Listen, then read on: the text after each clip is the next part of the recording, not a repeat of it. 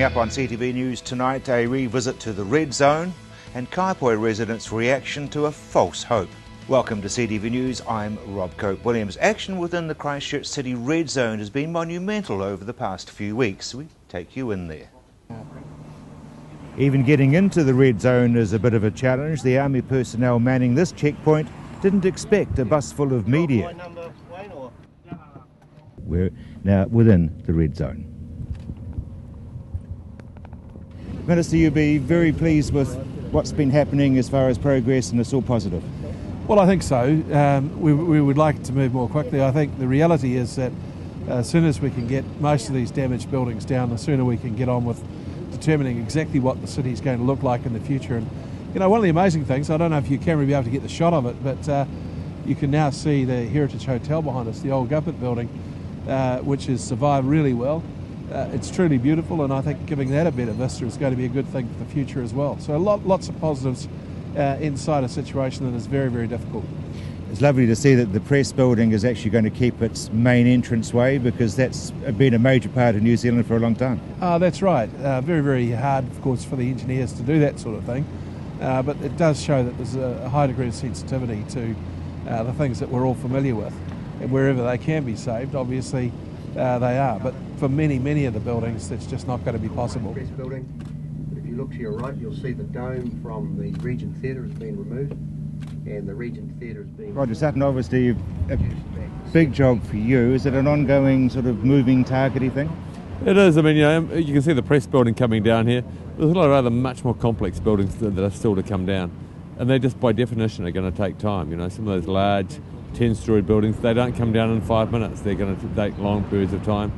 The Grand Chancellor's clearly in that basket, and there are other buildings as well. You know, you have to bring them down in a way which actually isn't going to ruin everything else that's around them as well. And obviously the list keeps being renewed. Yeah, it is. I mean, building owners, insurers are continually sitting down working out what's going to happen to their building. So, you know, we have a role there just trying to oversee those plans. And as far as you're concerned, your job is to basically do what? Well, our job is to coordinate all the demolitions so they're done in a timely fashion, in a way that also allows other things to happen. So Cashel Mall is an example of that. We're trying to do the demolitions in a way that allows us to get Cashel Mall open by show weekend, and we're confident we're still going to get Cashel Mall going by show weekend, despite the snow, despite aftershocks. For a layperson, it's impossible to get a head around 1,000 buildings coming down. Yeah, it's very, very difficult.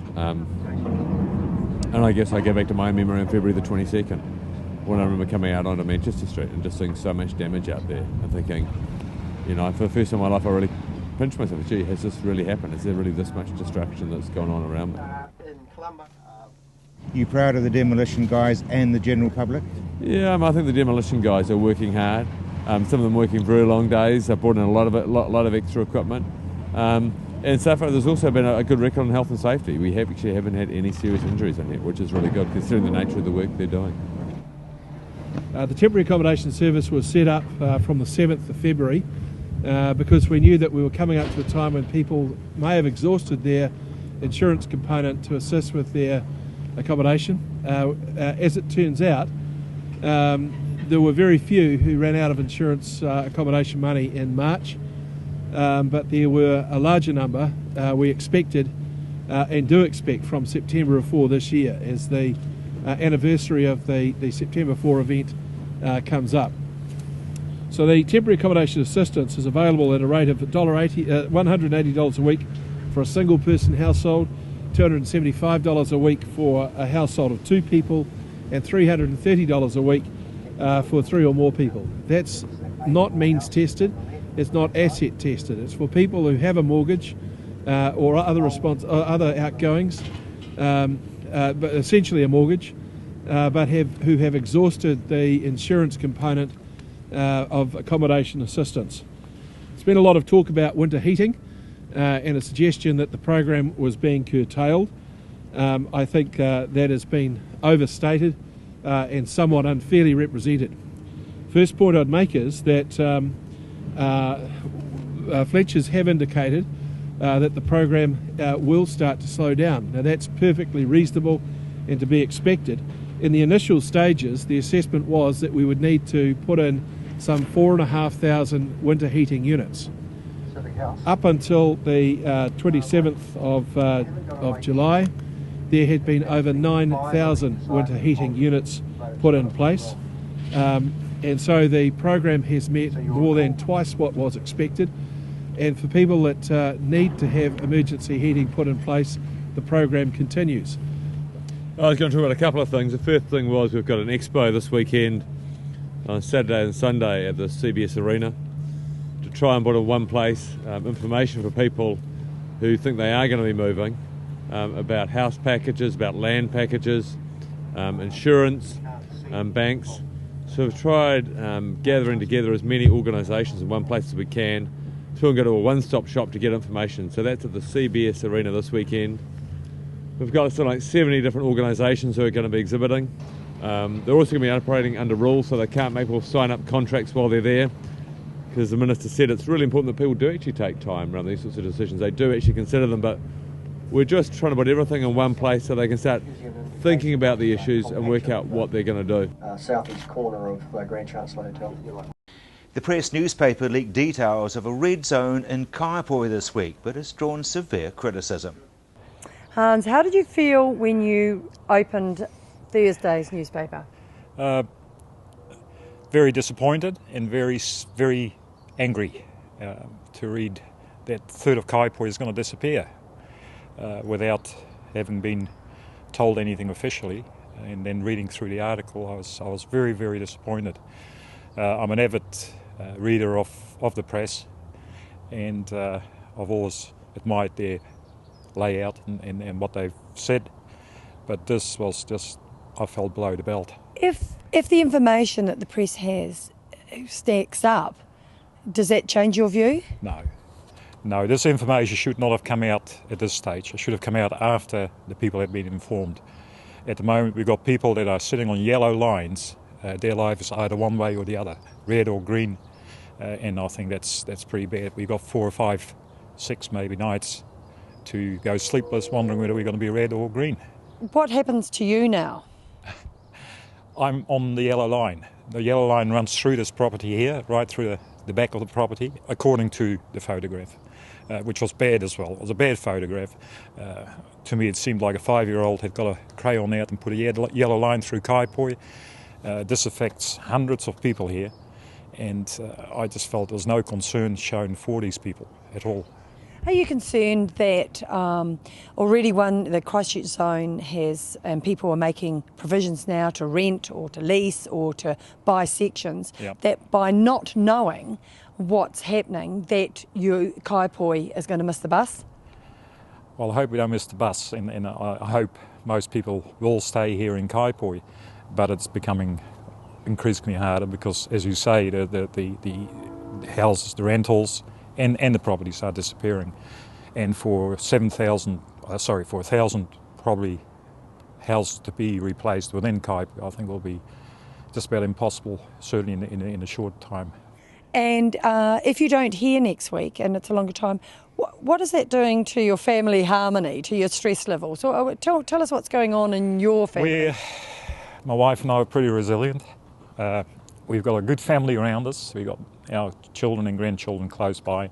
So we work through it, and they have got their problems as well. But we'll just work through it. And Jerry Brownlee has joined in. Is there anyone here from the Press? We just make sure that you can hear what I'm saying. Yes. As signalled at last week's press conference, we've written this week to Kaiapoi residents to tell them that we intend to announce the decision on their land as to whether it is green or red in the next 3 to 4 weeks. That's a repeat of what was said at last week's press conference. I undertook to send those people a letter when we first wrote to them some weeks ago, and on the 29th of July those letters were sent out. Preparation of those letters was well ahead of any speculation in the Christchurch Press this week. And I realise that it's frustrating and it's difficult for residents, but I know very personally how frustrating it can be and the sort of turmoil that the front page of this week's paper can create for people. So we're making it very clear, and always intended to make it clear, what that timeline was likely to be. It's my hope and certainly the hope of the Chief Executive that the timeline that we've indicated can be shortened, but it is put out there on a reasonable basis so people can get their expectations into the right place. We'll write to residents and all these again in the weeks ahead as decisions are made, so that they can have that information as close as possible to any public announcements. Waimakariri Gorge was the scene of some major bushfires for the last 2 days, but reports are now saying that it's very, very much under control. Coming up after the break, a surprise for Christchurch nurses, and teenagers hit the roads before driving licences change.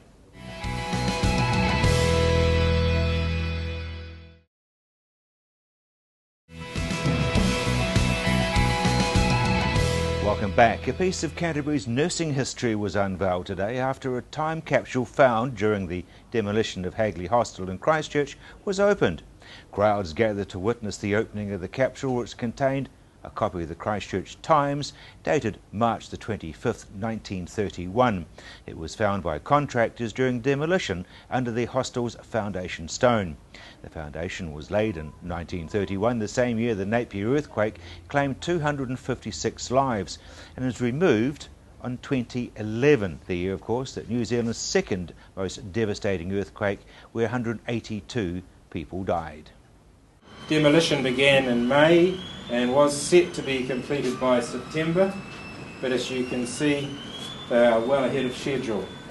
And it's a credit to the demolition crews and the CDHB teams who have been working on this project. Some key mementos have been removed from the building before and during demolition. So I would just like to once again thank you all for coming along and to witness the opening of what will be some interesting content.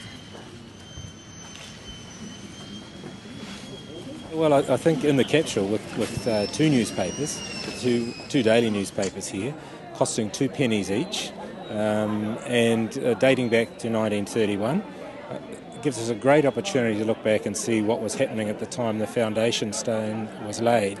And for one of the contractors to find it and uncover it, I think it's really exciting.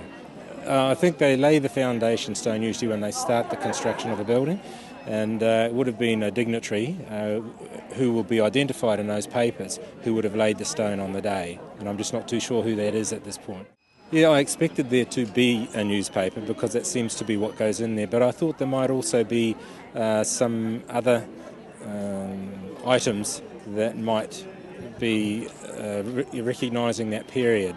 In fact, there was something else found in there too. There was an invitation from the Queen and Prince Philip to the Uphams of the VC fame in Christchurch to come to a garden party at the hostel, and that's just been found and is being held by one of our staff at the present time. So lots of interesting things happen around there, and I think also there are a number of nurses who came here today who trained there and who will have some of those memories about how easy or difficult it was to get in and out of Hagley Hostel for most people. So it's a really important part of our history. It's a shame to see it be demolished, but it's nice to remember it in this way. And I think also around buildings, the Christchurch Women's Hospital, for example, is base isolated, which means the construction is extremely solid and capable of dealing with any earthquake disasters. And that kind of technology, compared to the old technology, will carry us forward. Yeah. What we do know is that on the 25th of March 1931, a crowd just like us gathered here at Hagley Hostel to see the laying of the foundation stone. We know that that crowd cheered as it was laid by a gentleman called Mr. Otley, and we know that they sang the national anthem before departing for a sumptuous afternoon tea in a marquee in the hospital grounds. 2 years before this time capsule went in, the Littleton Times became the Christchurch Times. Now, back in 1861, so 10 years after that first publication of the Littleton Times, a rival established itself, the press. And of course the press was there to provide an alternative viewpoint on political and public events in life. It thrived, it really did, and within I think, 2 years it had become the province's first daily publication as opposed to a weekly. And in fact, in 1909, it moved into a grand new building in Cathedral Square, which, as we all know, also was a fatality of the recent earthquake and aftershocks. So I think, really, in terms of Canterbury's newspaper heritage, it's really important to see these come back out to light. And I think newspapers are created for an audience where they're read, they're sometimes shared, but they're very often discarded. And so they're very ephemeral objects. And really, to last, they require very minimal handling. They require the right temperature and humidity control. So I think, we here at Canterbury Museum really would like to thank the Canterbury District Health Board for so kindly donating both the capsule and its contents to Canterbury Museum. And I think it's really through donations such as these that we can continue to preserve and share Canterbury's history. And I think it's very fitting that such an important local institution like Hagley Hostel, with its very many stories from the sounds of it, and the hospital itself, has this object come into its local museum, and fitting that it ties into such a significant local story like the earthquakes that we've been through together as a community. If it seems as though we're having a lot more learner drivers on the road this week, it wasn't your imagination. The driving age is rising on Monday. So as Gracie Fee found out, teenagers have been rushing in to secure their independence. Snow wasn't the only potential hazard on the roads this week. Teenage learner drivers have been rushing in to get their restricted licences before the driving age rises from 15 to 16 on Monday. Drivers are required to hold their learner's licence for 6 months before sitting a practical test for their restricted licence, which allows them to drive unattended and not carry passengers. Driving instructor Karen Smith has been inundated with eager learner drivers over these school holidays, wanting to upgrade before next week's changes. Some, she says, are lucky to pass their licence test. I find at the moment some students I have been driving for mum and dad about 3 or 4 hours. They come to us for professional instruction, and then maybe, luckily, they get through a licence test. Luck will have less to do with it next February, when more experience is required and a longer test will be undergone before learners can take the leap to their restricted. They're going to increase their hours to 120 hours driving experience in all kinds of conditions as from February next year. That means that people will be a lot more experienced on the road on their own, and therefore hopefully it brings down the road toll. Don't panic though, those 15-year-olds who already have their learner's licence won't have to give it up, but will have to bear the brunt and display those bright yellow L plates for longer, having to record the 120 hours of supervised driving in all types of conditions. A zero alcohol limit for under-20s will also be implemented next Sunday, a move Karen Smith says is just as vital as the extra experience in reducing the road toll. We still have an element out there who think to drink and drive is cool, and we need to try and eliminate as much of that as possible. We need to have it policed fairly stringently as well, because otherwise it's going to be null and void. Drugs were also an issue. She's had people come in for a driving lesson high and refuse to take them, something the extra year of maturity may help with. Coming up after the break, Littleton gets into the festive season and a little early and good news for flower enthusiasts.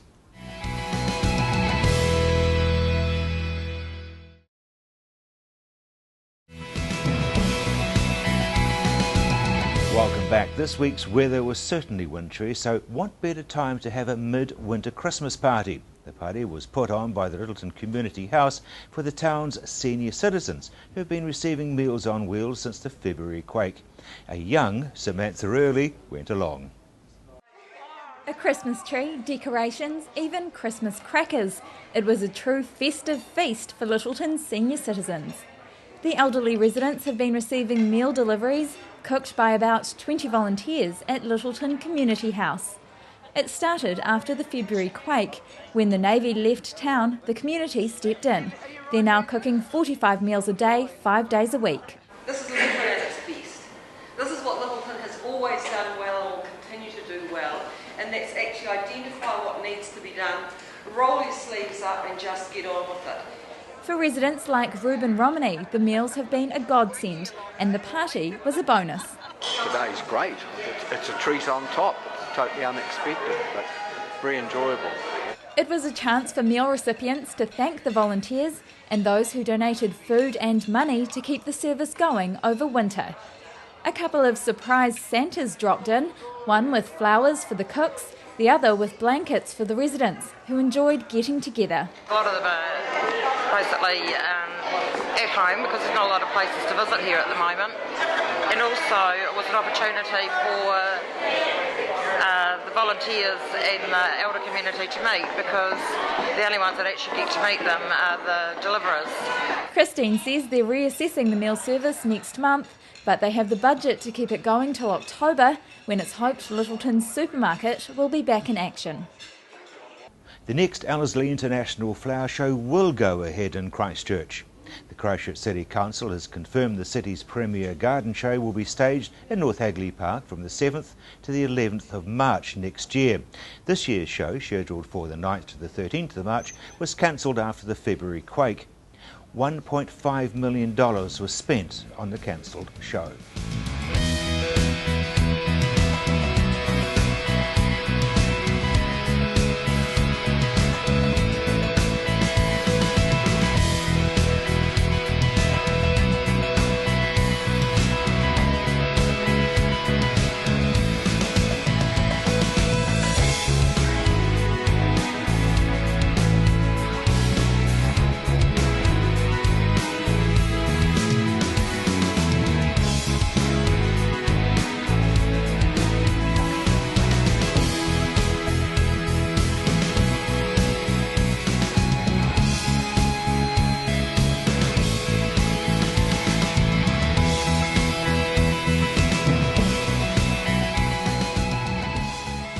Supporting local content so you can see more of New Zealand on air.